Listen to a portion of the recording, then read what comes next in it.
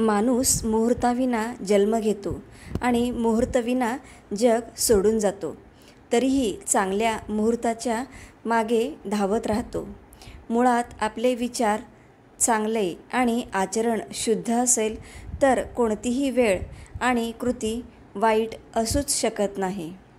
काही वर्षापूर्वी जे निर्णय घेतलेले असतात, एकतर त्यांची फळं तुम्हाला खायला मिळतात किंवा त्यांची फळं तुम्हाला भोगावी लागतात. त्यामुळे विचारपूर्वक निर्णय घ्या. राग, तिरस्कार, द्वेष अशी घाण भरून ठेवायला डोकं म्हणजे काय कचऱ्याचा डबा नाही. उलट ही अशी तिजोरी आहे ज्यात प्रेम, आनंद आणि चांगल्या आठवणी भरून ठेवायला हव्यात. मी एकट्याने सुरुवात केली. मी पडलो. मी तोट्यात आलो. मी रडलो. मी परत जोमाने सुरुवात केली. पण एक ना एक दिवस मी सक्सेस होणारच. शहाणा माणूस तो नाही जो विटेचे उत्तर दगडाने देतो. शहाणा माणूस तर तो आहे जो त्या फेकलेल्या विटांपासून घर बनवतो. शांतीत क्रांती. पोपट खूप बोलतो पण उंच उडू शकत नाही. गरुड शांत असतो पण हवेत झेप घेतली तर आकाश कवेत घेण्याची ताकद ठेवतो.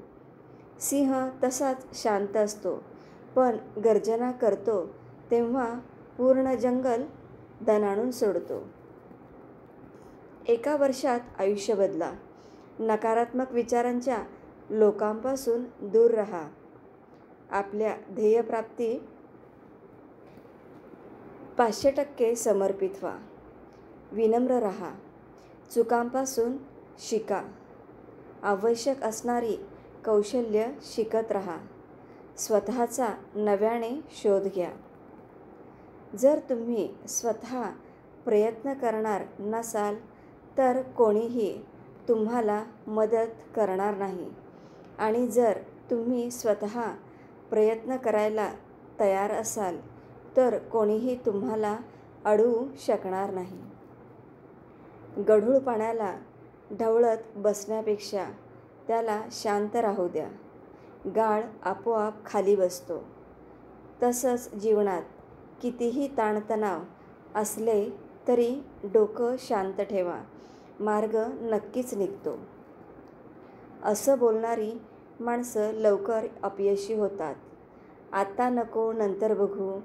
माझी चूक नाही. मी हे करू शकत नाही. माझ्याकडे अजिबात वेळ नाही. त्याचं तिचं नशीब चांगलं आहे. तुला सांगायला काय जातंय? मला कंटाळा आलाय. मला सगळं कळतं. गवत उगवण्यास एक पावसाची सर खूप होते पण वटवृक्ष उगवण्यासाठी खूप उशीर लागतो. गवत लवकर उगवते आणि लवकर सुकून जाते परंतु वड उशिरा उगवतो आणि हजारो वर्षे जगतो. तसेच चांगले विचार आणि चांगली माणसे समजण्यासाठी खूप उशीर लागतो पण एकदा समजले की आयुष्यभर विसरत नाही. निराशावादी लोक वाऱ्याबद्दल तक्रारी करत राहतात. आशावादी माणसं वारा नीट होईल याची आशा बाळगतात. पण कर्तृत्ववान लोक होडीचं शीड वाऱ्यापासून जुळवून घेतात. उद्या कोणीतरी आपल्याला मदत करेल या आशेवर आज बसून राहिलात तर वर्तमानासोबत भविष्यही अवघड होऊन बसेल. खूप लोक माझे वडील श्रीमंत असते तर, माझे सल्लागार चांगले असते तर, माझे मित्र चांगले असते तर असे विचार करून सगळं आयुष्य स्वतःला कमी समजण्यातच घालवतात. विनाकारण काळजी करणे म्हणजे आपण कधीही न घेतलेल्या कर्जावर व्याज भरण्यासारखं आहे. तुम्हाला चढाई सोपी व्हावी म्हणून ना पर्वत झुकतो ना झाड. देव हर एक पक्षाला अन्न देतोच पण घरट्यात नव्हे, उठा आणि झटा. एखादं बी पेरल्यावर थोड्या थोड्या वेळाने जमीन उकरून ते उगवले का हे आपण तपासतो का? मग स्वतःवर, स्वतःच्या मेहनतीवर, निर्णयावर आपल्यालाच का शंका येते?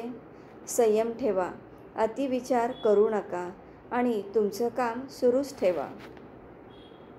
शिकार मिळाली नाही म्हणून वाघ कधी गवत खाऊन तडजोड करत नाही. माज नेहमीच दुर्गुण असतो, काही वेळा ती गरज असते. सकाळी लवकर उठायचा कंटाळा येतो, रात्री लवकर झोपा. पैसे नाहीत, खर्च कमी करा, कमवायला सुरुवात करा. शरीर साथ देत नाही, व्यायाम करायला सुरुवात करा. वेळ मिळत नाही, टाईमपास बंद करा. ज्ञान माहिती नाही, पुस्तकं वाचायला लागा. कारणं सांगू नका. आयुष्यात जवळच्या व्यक्तीने केलेला विश्वासघात आणि योग्य ठिकाणी मिळालेली अयोग्य वागणूक, ह्या 2 गोष्टी माणसाला त्याच्या विचाराचे आणि जीवनाचे प्रवाह बदलण्यासाठी भाग पाडतात. श्रीमंत म्हणजे काय? किती पैसा कमावला?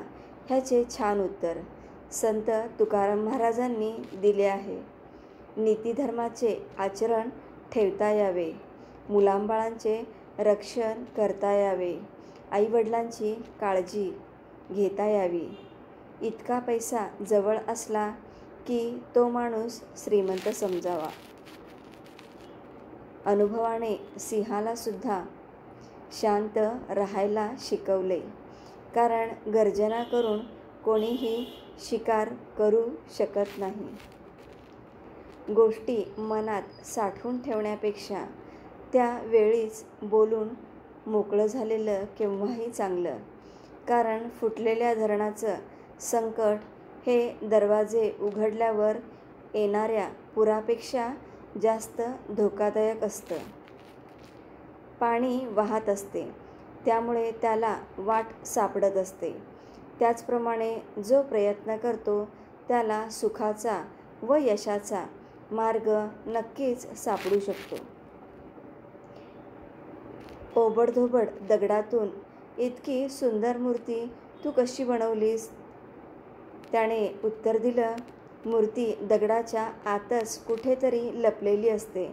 मी फक्त दगडाला अनावश्यक भाग काढून टाकला आणि तिचं सौंदर्य समोर आलं.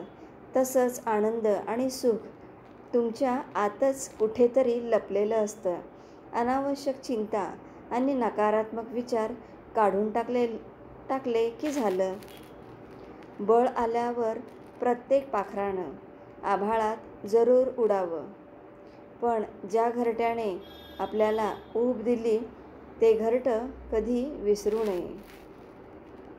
आयुष्यात एवढा संघर्ष तरी नक्कीच केला पाहिजे की स्वतःच्या मुलांचा आत्मविश्वास वाढविण्यासाठी दुसऱ्यांचं उदाहरण द्यावं लागणार नाही.